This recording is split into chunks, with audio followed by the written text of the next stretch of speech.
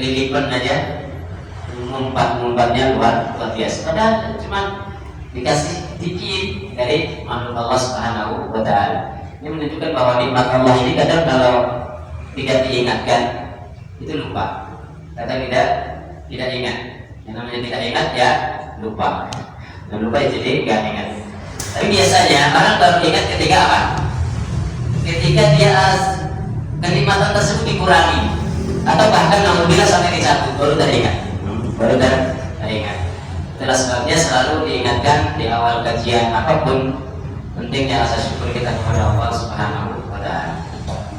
Kemudian salawat dan salam juga jangan pernah kita tinggalkan untuk baginda kita Nabi besar Muhammad sallallahu alaihi wasallam beserta keluarganya, sahabat-sahabatnya, dan orang-orang yang senantiasa mengikuti langkah beliau hingga akhir zaman. Rasulullah pernah mengatakan, man shalla alayya salatan sallallahu alaihi asyara. Barang siapa yang bersalawat kepadaku satu kali, maka Allah akan balas 10 kali lipatnya. Hadirin dan hadirat,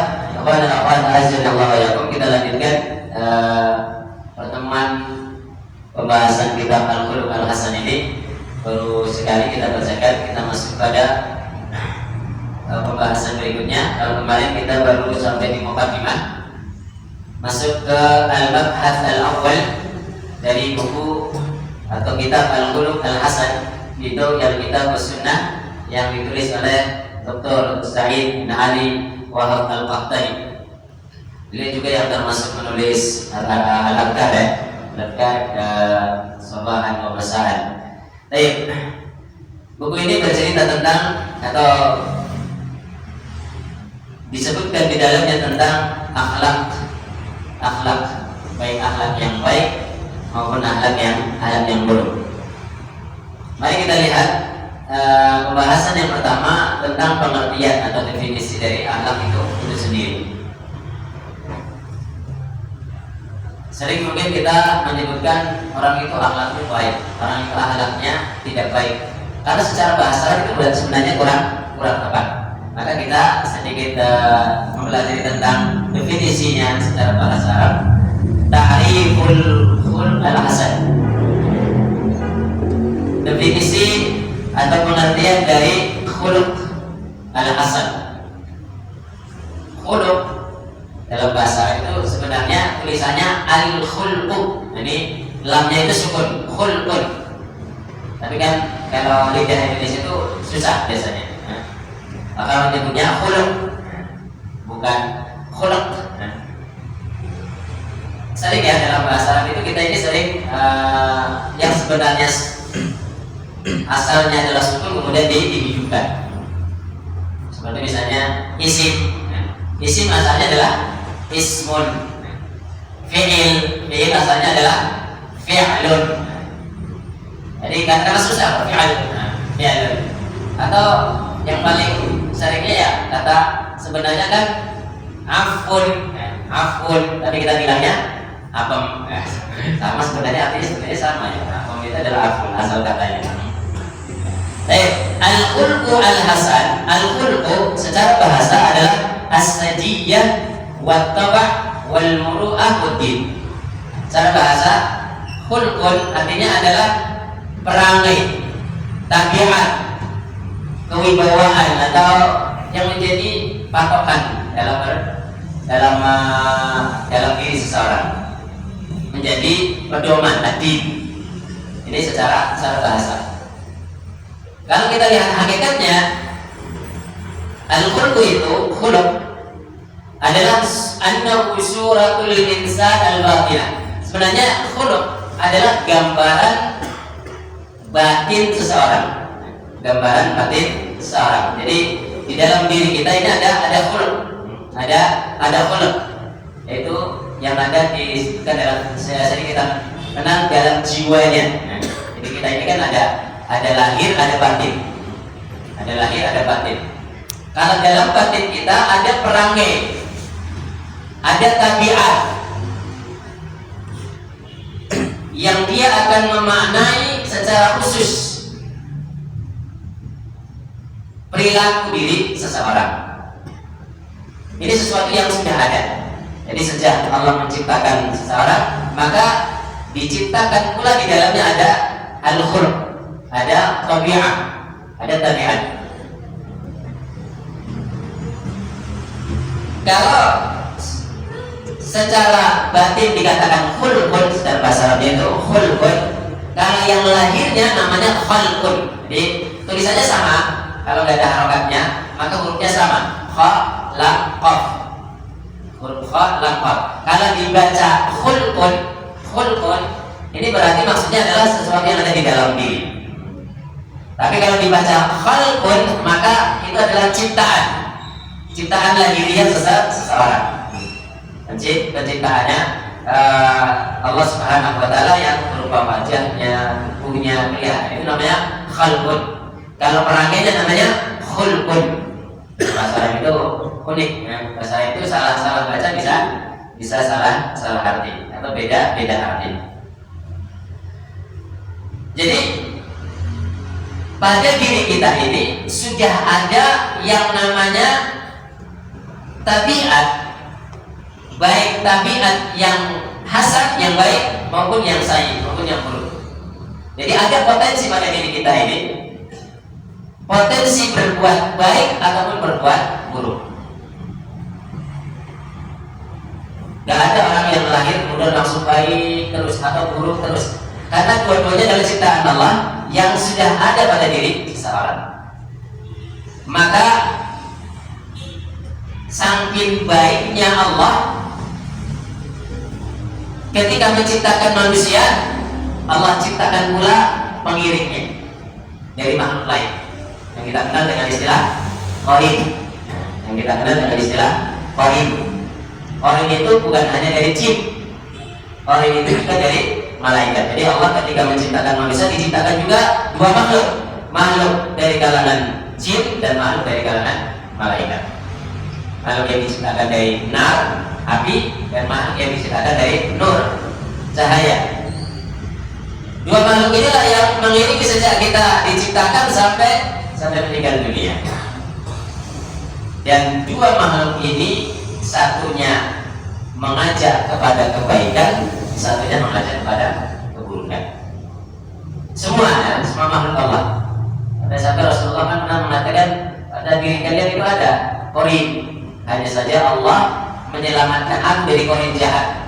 Jadi qarinnya beliau dari kalangan jin nggak bisa menyuruh kepada keburukan, karena Allah telah menentukannya. Tapi pada diri kita masih ada. Makanya kadang-kadang ada bisikan-bisikan, ada keinginan kita itu ingin berbuat baik, ingin berbuat tidak baik. Jadi didorong dan dibantu oleh dua makhluk tersebut. Oleh karenanya para ulama mengatakan kalau ada keinginan pada diri kita untuk berbuat baik, maka segera lakukan. Para ulama mengatakan ketika kita itu ada keinginan berbuat baik, itu berarti pada saat itu Allah sedang memberikan petunjuk. Namanya hidayah. Hidayah itu kan gak semua serta-merta orang langsung mendapatkannya. Pada saat kita ini akan berbuat baik, ini Allah sedang kasih petunjuk. Nah, maka usahakan jangan ditunda-tunda. Kita misalnya besok mau bersedekah atau kita mau bersedekah, saat kita mampu bersedekah segera lakukan. Mau pagi-pagi jam 8, jam 9 mau salat duha, kalau kita sempat ada waktu maka segera lakukan. Kenapa? Kalau ditunda-tunda, khawatirnya hidayah tersebut dicabut oleh Allah Subhanahu wa taala. Sehingga gak jadi melakukannya. Kan banyak ya, kadang-kadang kita ini, insya Allah nanti kalau sudah gini saya akan umrah. Nanti insya Allah kalau saya sudah begini akan begini dan begini. Padahal saat itu dia mampu untuk melakukannya. Itu sebenarnya saat dia mau melakukan itu sudah kasih hidayah sama Allah tuh. Allah kabulkan ketika kita mengatakan ihdina as-sirata al-mustaqim. Nah, maka hidayah yang Allah berikan itu segera lakukan. Nah, pada diri kita ini ada dua hal, akan berbuat baik atau akan berbuat buruk. Memang kalau berkeinginan belum ada konsekuensi. Tapi kalau ada keinginan yang kuat ingin melakukannya, lalu tiba-tiba ada halangan, dia sudah mendapatkan pahala kebaikan. Beda kalau keburukan. Kalau ada keinginan kuat ingin melakukan keburukan kemudian ada halangan, maka tidak dicatat. Cuman nanti ada konsekuensi, tetap ada konsekuensi. Wal khulqu halun fin nafsi rasikhatun tasduru anha al-af'al min khairin aw syarrin min ghairi hajatin ila fikrin wa rawiyah.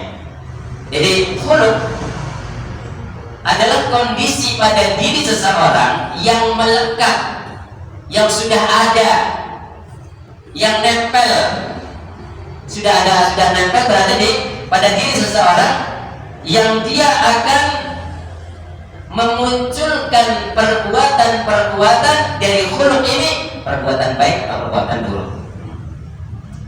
Jadi asalnya dorongan dari namanya khuluq, tanpa ada pemikiran maupun pertimbangan. Sesuatu yang ada tersebut tanpa dilatih, sudah ada. Dan bentuk jamaknya adalah akhlak. Kita kenal istilah akhlak. Akhlak itu adalah bentuk plural, ya, bentuk jamak. Asal katanya atau mufradnya, bentuk tunggalnya adalah khulqun. Jadi khulqun jamaknya akhlak. Tapi kalau khalqun dari ciptaan, jamaknya adalah khalaiq. Beda ya. Ketika dijamakkan beda. Pada asalnya tulisannya sama, tapi ketika dijamakkan berbeda.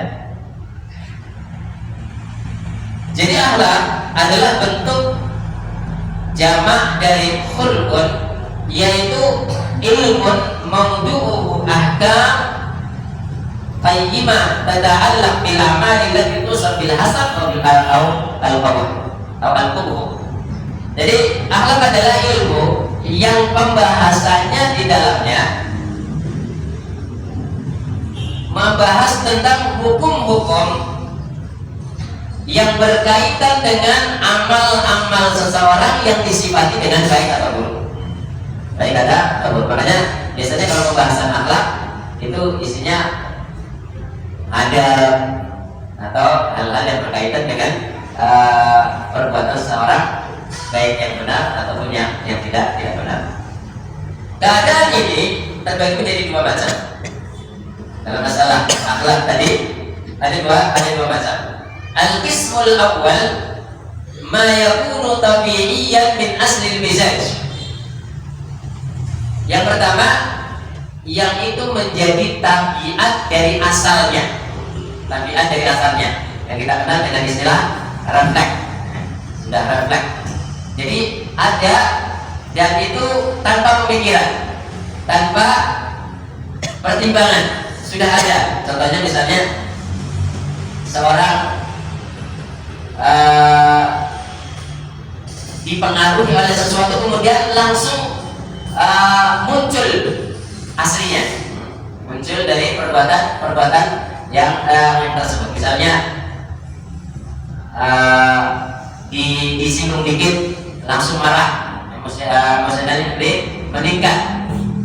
Itu pada dirinya sebenarnya ada sesuatu itu yang pada asalnya sudah ada. Atau pada tabiat pada dirinya ada orang yang mudah atau sensitif terhadap sesuatu yang paling ringan sekalipun. Hal-hal tersebut namanya karakteristitas yang sudah ada pada diri seseorang. Sudah ada pada diri seseorang. Kadang-kadang ada orang yang sudah tidur pulas banget gitu ya, tapi mendengar sesuatu yang sangat ringan terbangun. Itu disebut dengan tabiat yang sudah ada, yang sudah ada tanpa dilatih, sudah ada. Dan Allah memberikannya itu berbeda antara satu dengan lainnya, berbeda antara satu dengan lainnya, tidak sama, tidak sama. Wa kalladhi yajbulu min aysari syai'. Atau contoh lainnya misalnya ada orang yang merasa takut meskipun dengan sesuatu yang sepele. yang sepele. Kadang-kadang ada sesuatu yang menurut orang lain, bagi orang lain itu biasa, tapi bagi dia bisa sesuatu yang sangat luar biasa dan tidak bisa ditutup-tutupi karena ini sudah ada dalam dirinya, sudah ada dalam dirinya. Ya mungkin paling mudahnya mungkin ada orang yang mungkin pada waktu kecilnya nggak pernah ditakut-takuti dengan sesuatu, tapi kok tiba-tiba dia itu merasa langsung refleksnya keluar saat misalnya ada kecoa misalnya gitu ya, biasanya ibu-ibu ada orang yang lagi jalan tenang banget, tiba-tiba ada kecoa lewat, nah tapi langsung jingkrak. Nah itu namanya khalqun dari sisi yang sudah ada.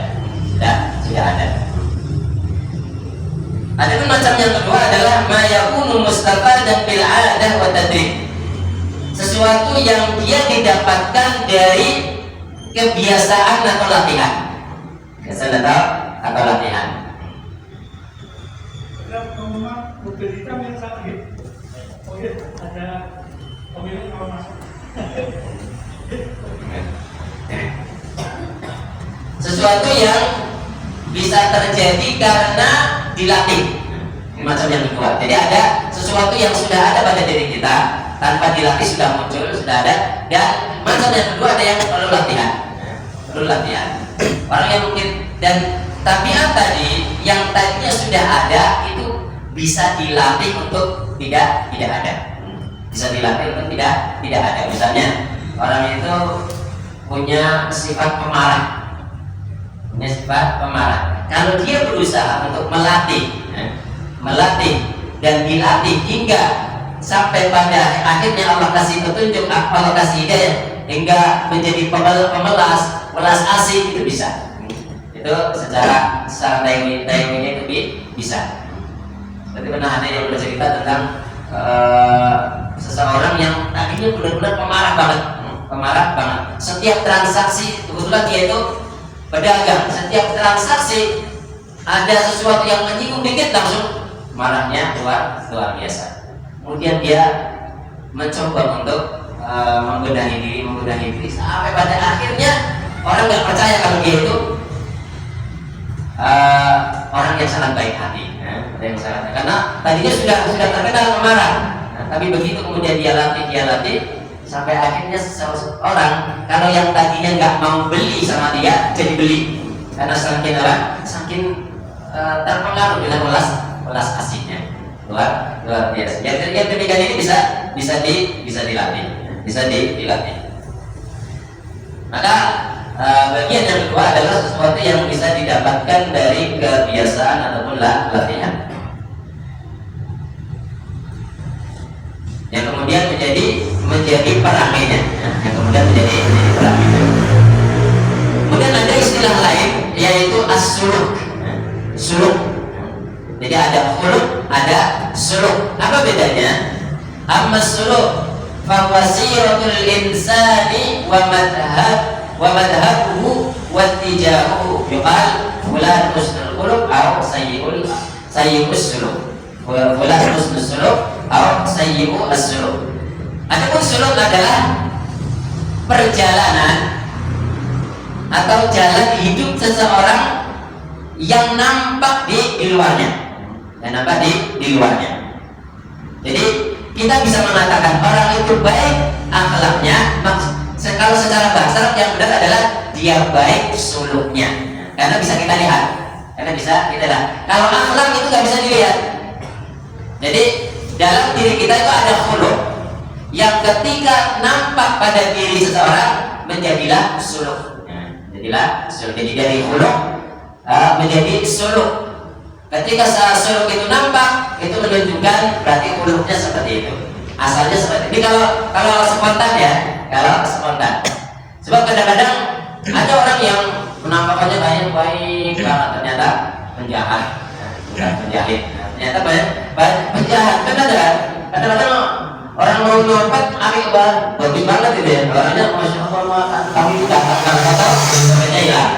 Itu kadang-kadang ada. Ini bukan. Ini dilatih, beda. Tapi Tapi kalau kita ingin tahu akhlak seseorang, kata para ulama, coba sesekali kamu safar bersamanya. Safar, jadi mengadakan perjalanan. Itu biasanya kalau dalam perjalanan maka akan muncul sifat aslinya. Maka akan muncul sifat aslinya. Sehingga kalau kita hanya berteman dengan seseorang sekali dua kali, itu belum bisa dikatakan ini baik, ini buruk, belum bisa. Tapi kalau ingin mengetahui sifat asli seseorang, ya apakah pendusta, apakah orang jujur, apakah orang pelit, itu biasanya ketika melakukan perjalanan bersamanya. Wasuluk amalun iradi. Jadi suluk adalah perbuatan yang lahir sesuai dengan keinginan, keinginan seseorang. Seperti misalnya berdusta, kan kita kan bisa berdusta, ya. Ada sesuai dengan keinginan kita, namanya iradah ya, iradatul insan. Meskipun semua iradah itu harus sesuai dengan izin Allah, tapi Allah berikan kesempatan kepada manusia untuk bisa melakukan apa yang dia inginkan. Tetapi tentunya keinginannya tidak akan terjadi kecuali Allah memang menginginkannya. Maka itu namanya suluk. Jadi orang misalnya dia membohong, dia orang jujur. Ketika itu menjadi kebiasaan, itulah suluknya. Tapi kalau cuma sekali, dua kali belum dikatakan fulan baik atau fulan tidak baik. Fattadaha annal khulqa halatun rasikhatun fin nafsi. Maka dari sini bisa kita pahami bersama, khuluq itu adalah suatu kondisi yang melekat pada diri seseorang. Walaisa syai'an kharijan madhariyan, dan bukan sesuatu yang nampak, yang bisa dilihat. Fal akhlaq syai'un yattasil bi batinil insan, sehingga akhlak artinya adalah sesuatu yang menempel, yang berhubungan dengan batin seseorang.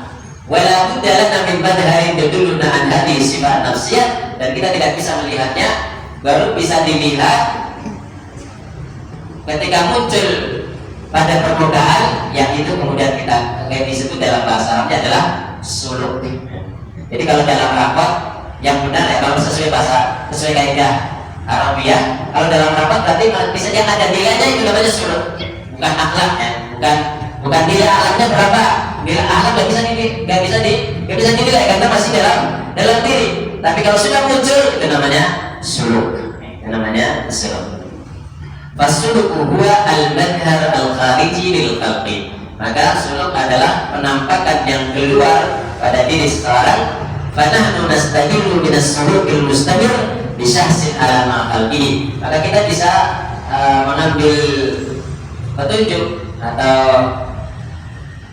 istilahnya menilai seseorang dari suluk yang dia itu berjalan berkelanjutan terus menerus, gitu ya.